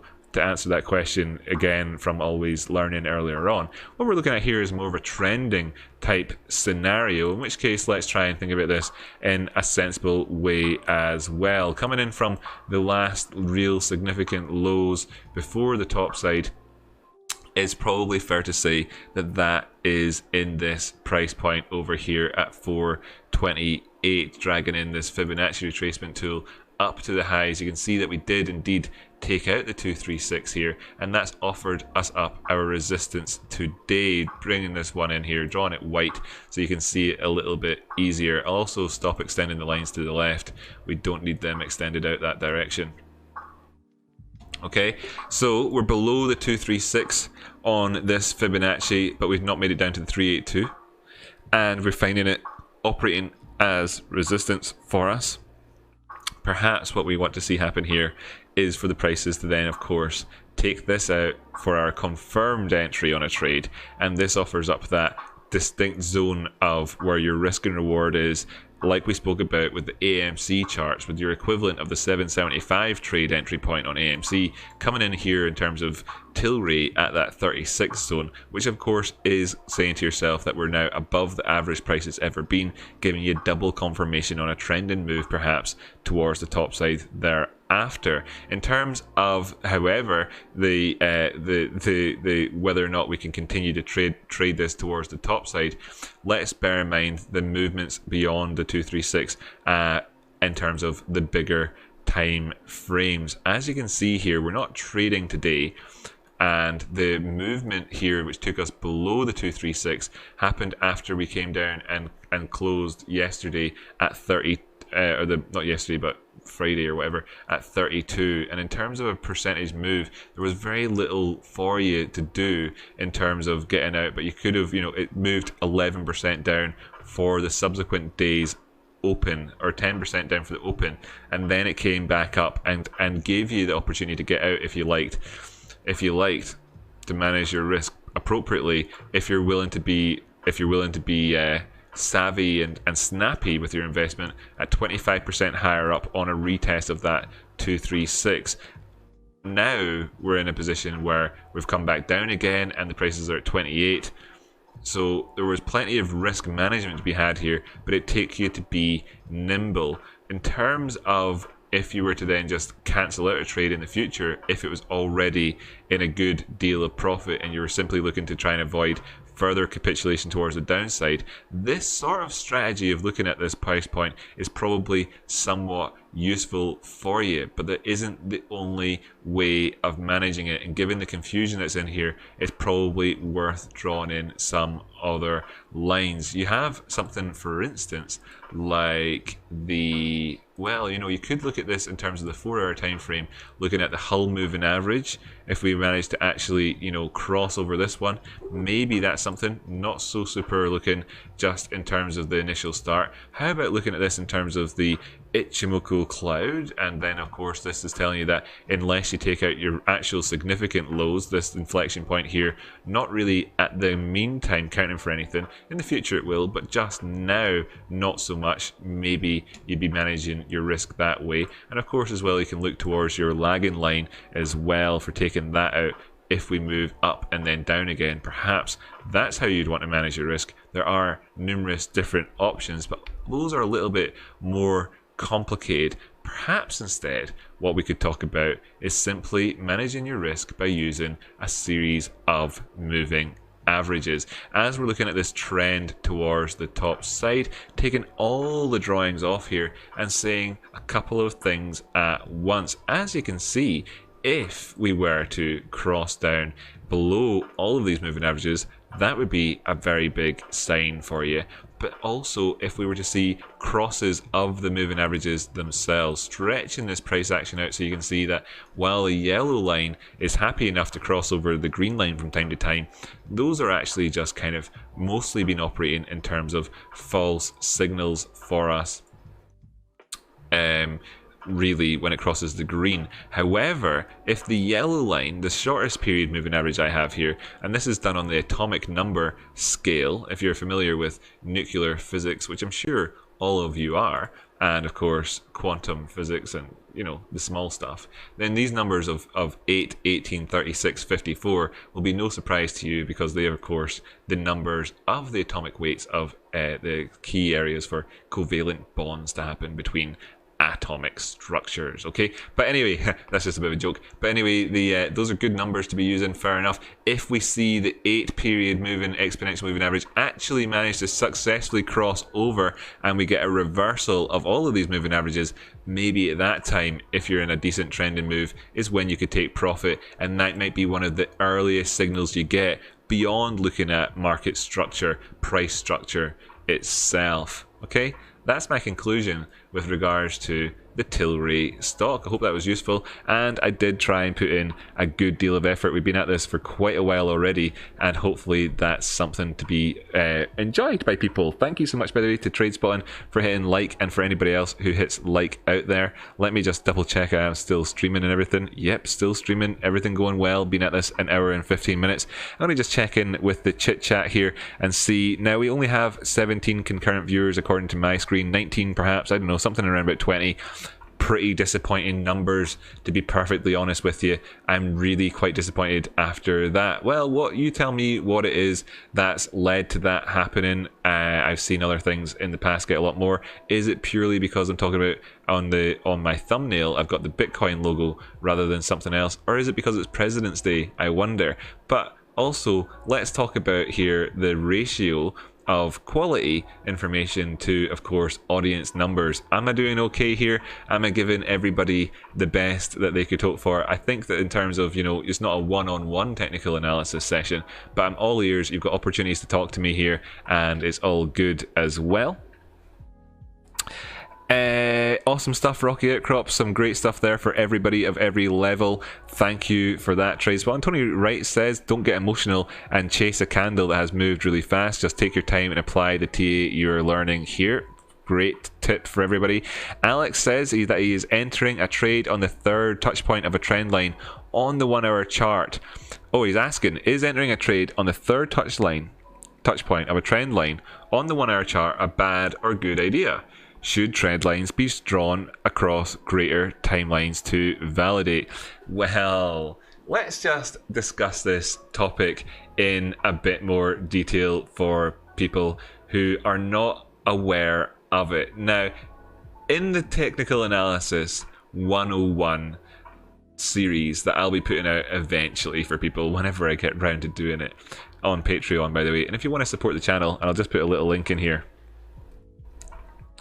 patreon.com/rocky.outcrop. And by the way, to everybody who wants to know, just as you can see here, we've got really, you know, what, 17 viewers right now, and I'm pretty confident that there isn't any better technical analysis that's being done on these stocks, which are traded by hundreds of thousands of people every day. So a big disconnect between the interest in these things and the viewership numbers. Big disconnect. Fair enough. If you want to see this type of quality continue, you're going to have to pay it forward, right? Because I'll not keep doing this into 2022 if I don't make it to the point where the Patreon is actually got to $7,500 per month. Okay, bit scary numbers perhaps, you know, but if you want me to continue putting out this information, I highly recommend that you take a look at that Patreon, of course. Otherwise this will just simply disappear. And bearing in mind that every single person who watches these episodes makes far more money off of any individual trade after having watched one of my episodes than the other guys would have. They've got better confidence, they know what they're doing, they know a lot more, then it's probably a fairly small price to ask that people continue to you know, contribute. Anyway, this here is a concept that what Alex is bringing up, which is not really worth discussing in great detail for people who are just new to trading. You should, if you're new to trading, you should probably just stick to the one time frame rather than convoluting your experience by adding in additional time frames. Now, however, if you want to become a next level trader, and why you'll also experienced, you know, I had a complete lack of experience of seeing this anywhere on YouTube, because let's face it, everybody on YouTube isn't actually a professional level trader at all. They're charlatans for the most part. Sorry, it's true. You'll never have seen anybody talking about this unless you've watched the likes of, say, Eric Crown, okay, who's actually, you know, is a good level trader, right? Okay, unless you've watched one of the rare ones. So 9 out of 10 people don't realize that the difference between new traders and experienced traders is the ability to link the time frames together and see the narrative across the time frames. Okay, you need to be able to do it across multiple time frames. Now, and you'll have noticed in my episodes today that very casually and without massive reference to it, I've flicked between the weekly, the daily, and the 4 hour with regards to the charts to show people what to be looking for across the different time frames and giving them a good idea, at least just a taste of that sort of thing. So yes, to answer your question, you should be looking at different time frames.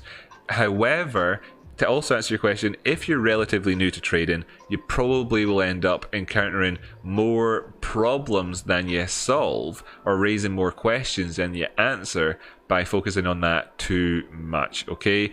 Watch out for it, because what can happen is that you confuse yourself. Nevertheless, you should be entering a trade simply upon the X touch point of a trend line drawn on any arbitrary time frame is overall a pretty poor strategy for success. Nevertheless, all strategies for success are not determined purely by the decision making that you use to get into the trade. They're more determined by the decision making you use to get out of the trade. So on a risk to reward basis, if you're finding yourself being successful doing it, then by all means continue, because what's working for you is going to be what works for you, and that's absolutely fine. The ability for you to make money trading is going to be far more determined by your ability to manage risk, i.e. where you get out of your trades, of course, as well, once you're in them, than it probably will be by you choosing the point at which you get into them, if you are able to do a decent enough job of identifying key zones, and then you're able to be consistent with that approach to trading and iteratively improve upon it. Okay, so to answer your question, A, from a starting point of view, very good. B, from an advanced point of view, pretty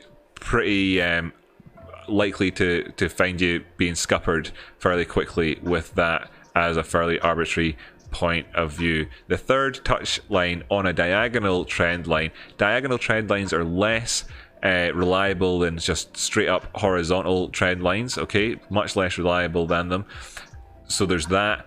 And then, you know, the third touch of them, it is an arbitrary thing. I mean, that's really, you know, the third touch of a trend line on a 15-minute time frame probably looks like the prices are rolling over on the 1 hour time frame. It depends, you know, it depends. And again, the angle that you're drawing it at, how close. I mean, if you're talking at a greater than 45 degree and you're getting 3 touches on them, you could be looking at, you know, I'm talking much greater. If you're talking about a sort of 20-degree slope here and you're getting third touch on it, then you're probably talking about something coming to the end of a parabolic move. I mean, just as a simple example for you, if you've done the same sort of basis on GME, just to bring this up before we move on to the crypto section of this video, if you were to have done the same sort of basis over here and you said 1, 2, 3, then so I'm not going to enter it here, I'm not going to enter here, but I'm going to enter at this sort of third, you know, you're talking about maybe that's the 4 hour time frame, maybe that's not so great for it. Let's jump down to the 2 hour time frame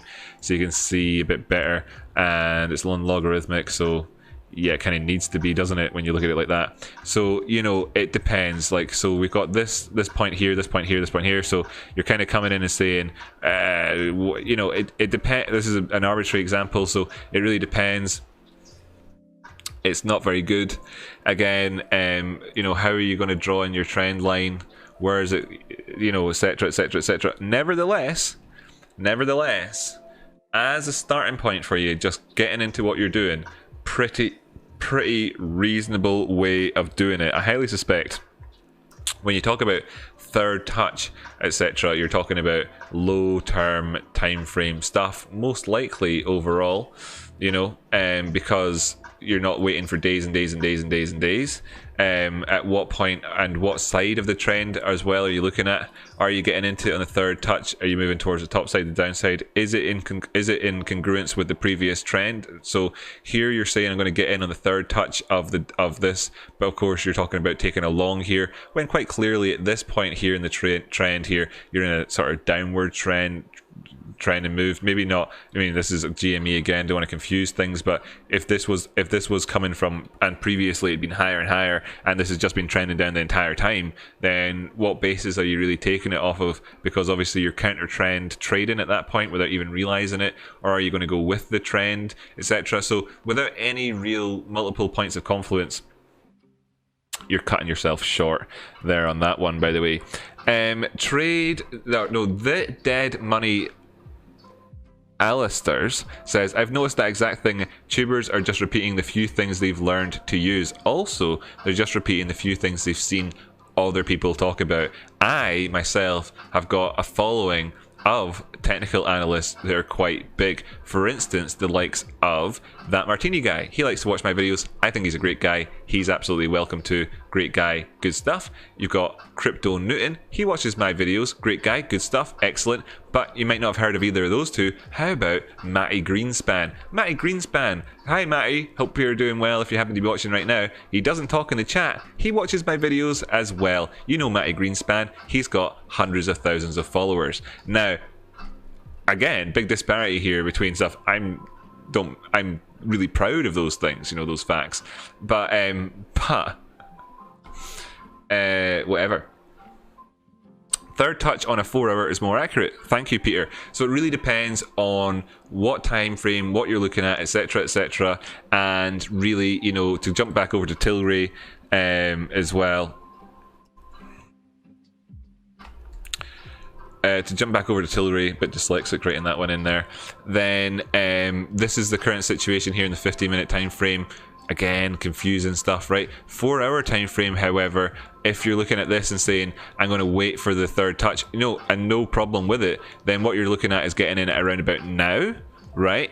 However, you saw the depth of the analysis that I just did on it, right? You saw the sheer scope and all of the reasons and the factors of confluence and everything else that I put together to build up a narrative that took a significant amount of time, experience, and knowledge to be able to put together, compared to ultimately the same point there where you're saying, I've got a trend line here and I'm going to go 1 touch, 2 touch, 3 touches, now I'm getting in. Okay, fine. Sometimes you'll find great reasons for doing so, which happen to line up with other things. But to willfully ignore those other things in the face of what you could be looking at is wrong. And of course, as well, let's also be clear that you could probably have done this 1 touch, 2 touch, 3 touch down. Okie dokie, but where do you take the profits at? You know, fine. What's it mean? What's it mean to be trading from that point of view? I would like to say thanks to everybody for joining me here today for today's live stream. Mike Holman, thank you so much. I've not seen your name before. Really do appreciate you joining in. K-Doc, thank you so much. Hey, throw a guy a break, you guys, with the millions of followers. Give him a mention to your viewers. Yeah, big time. To the people who watch them, but you know they're not going to, because it doesn't. I don't mind, but it, you know.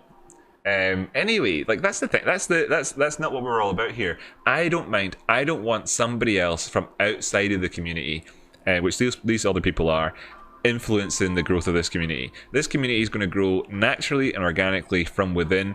I'm not putting out clickbait titles. I'm saying to people, if you find value here and you think it's real, then help support the channel or it'll disappear. I'm not going to rely on the YouTube algorithm justifying my existence. No, the YouTube algorithm justifies the existence of channels that out there like Crypto, etc., whatever, nice, super nice person and all that sort of stuff. Relying on the channel, I mean, it's not something he doesn't talk about. He talks about it in all of his videos and stuff like that as well. He's quite transparent about that sort of stuff, and fair play to him. That's what keeps that thing going. What I'm looking for here is to surround myself with people who are good traders or want to become good traders. That's it. It's all I really ever wanted from this thing, was to be surrounded by a community of good traders who want to become good traders, right? And the money will follow on thereafter. You don't need 1 million different followers. If you find 1,000 different really good traders who are all willing to put in a tiny little proportion of their income to keep this thing going and pay it forward to help somebody else who's new to trading become one of that 1,000 group. You know, for the likes of Always Learning, this time next year, he might be better than 5 out of 10 or 9 out of 10 or a significant proportion of other good traders just by watching along. In the future, then he might think to himself, I'm going to pay this forward and help somebody else do what I've just done, etc., etc., etc. I've been doing this for over a year now, so there's already a whole succession of people who've become better traders, etc., etc., and that will continue on and continue on and continue on. And I don't mind. I'm all about quality over quantity. That's what we're doing here 100% of the time, right? Okay, great, nice one. Thanks for that little tip, by the way, everybody who's been saying that, and for all the nice stuff. Ellis Learning, yeah, I'd hope that those that are watching with large audiences are actually giving credit rather than just taking the info and regurgitating it to their audience. Well, they don't. Why would they? They'd feel a sense of shame. There's this other thing called imposter syndrome, you know, or feeling that people have, and it happens to everybody. In fact, the more intelligent you are, the more likely you are to experience it. So the only people who are out there making videos on YouTube are of above average intelligence to begin with, and there's also the Duns-Kroner effect, whatever. That's the other people. Anyway, yeah. So you know, there's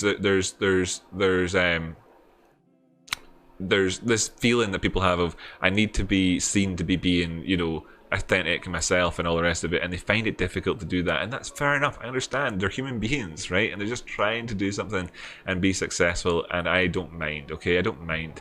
And that and besides, this isn't proprietary information. This is me interpreting a chart. Everybody can do it themselves anyway. I don't own the information and all the rest of it. It's all good. It's all good, right? Okay, it's all good. Right. So yeah, that's the hope. Definitely pay it forward. Exactly. And back to you. Yeah, cool. Okay, as well. And that's not, and it's not directed at anybody. And I didn't mean to, you know, call you out so much. Always learning, but you get the point. You get the point. Everybody gets the point here. There's only, what, 21 concurrent viewers. I don't mind if this time next year I'm putting out the same sort of quality of content to just 21 viewers. But realistically, I think in terms of the quality to the audience size, is a huge disparity there. We're talking that should be maybe something in the region of 100 times as many to 1,000 times as many people watching along. Okay, somewhere between 100 and 1,000 times more people watching. But it's 21 is what it is. Okay, that's fine. It's not stopped me doing it yet. It won't stop me doing it in the future. The way to, you know, keep that going is obviously paying it forward. Some people will do that down the line. It's all good. It's all good. Right, so let's move on to talking about crypto